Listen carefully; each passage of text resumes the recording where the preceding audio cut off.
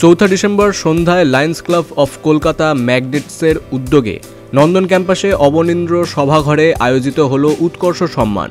সমাজের বিভিন্ন ক্ষেত্রে গুরুত্বপূর্ণ কৃতিত্ব অর্জনকারী ব্যক্তিত্বদের সম্মাননা জানাতে এই বিশেষ অনুষ্ঠানের আয়োজন করা হয়। এই বিশেষ মঞ্চে হ্যালো কলকাতা শর্ট ফিল্ম ফেস্টের বিজয়ী এবং সফল অংশগ্রহণকারীদেরও সম্মানিত করা হয়।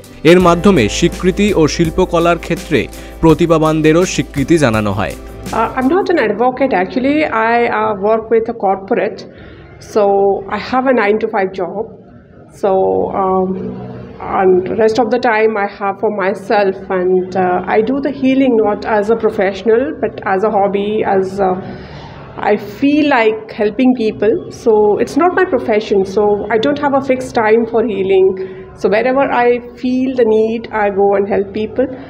So when you are doing something from a place of joy, I don't think it's pretty difficult to manage time.